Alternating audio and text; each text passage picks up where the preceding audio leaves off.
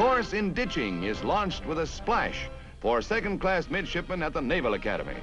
Dilbert the Dunker is the name of the realistic device which drops its victim in the water, then turns turtle, leaving him to unhook harness and safety belt and get out of there. Fast.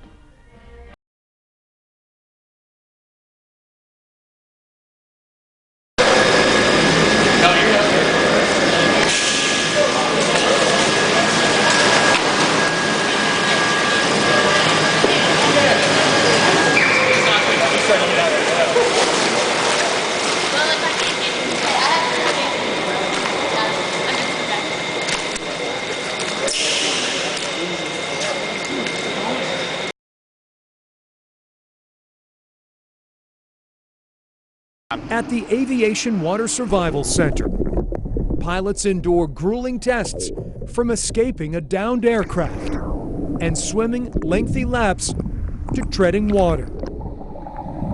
All under the watchful eye of Iraq War veteran Tom Alvarez. There you go. Oh, awesome. Yeah. It's going to save your life. You want to make sure you go from point A, point B, point C. It all flows, and it's going to give you the best chance of saving your life. This reporter was invited to take a dip for a taste of the demanding drills. Go! Weighted down wearing a flight suit, helmet, and boots, it was no Sunday swim. In fact, I struggled. We are here to build confidence and to make people feel more comfortable in the water.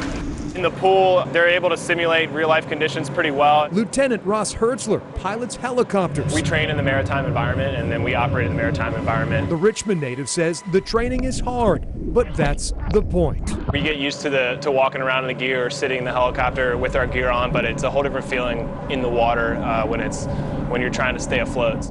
Pilots Must also crawl underwater, unlatch windows, and break out. Attempting this blindfolded was bewildering. It is no joke. It's always going to win in the end, but we can kind of evade it for a little bit in order for us to get rescued. Instructors even mimic an open water rescue. Sailors plucking pilots out of the sea to an awaiting helo above. One of the most challenging tests, Come on up, take a seat alongside the ledge. a metal monster with a reputation. So put 7 and 8 and put one of them in seat 3 and then fall, you just kind of go wherever. If you're claustrophobic or get motion sick, You ready? the Dunker is not for you. Take a deep breath. The Dunker plunges visitors into the depths and rolls over while you're buckled in. The longer you can keep yourself calm and think, the prolonged time that you have in order to save yourself.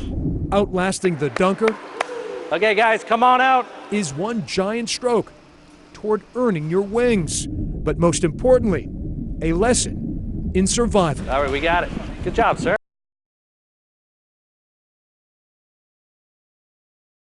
On realistic scenarios designed to prevent mishaps and to survive them if they happen. Eject, eject, eject.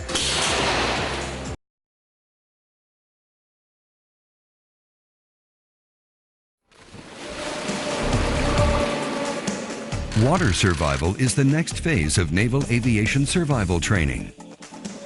Students learn how and when to release their canopy during a water landing, All right, step off now. as well as what to do if they're dragged across the surface, and how to manually inflate their life preserver units to help them stay afloat. The most critical part of pool training is the underwater scenarios.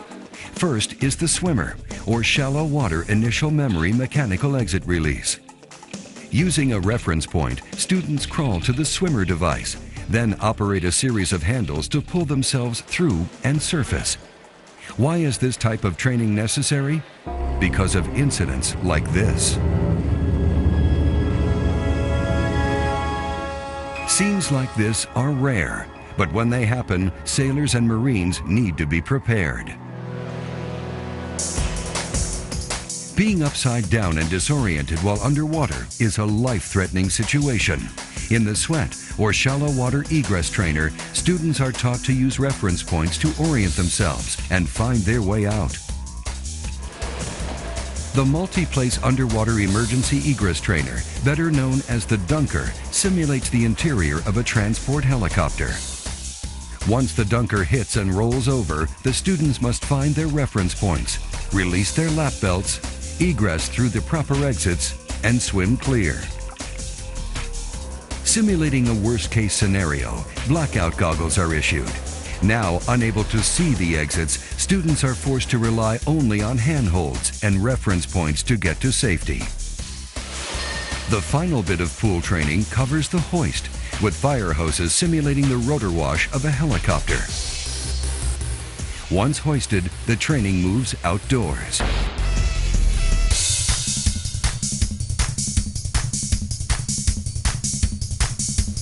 The final phase of naval aviation survival training is bay operations. Life raft organization is an important part of sea survival. Students work in groups to flip and overturn life raft, then climb aboard. Assignment of essential duties is taught, such as food gathering, communications, and first aid. The proper use of signaling devices is also covered.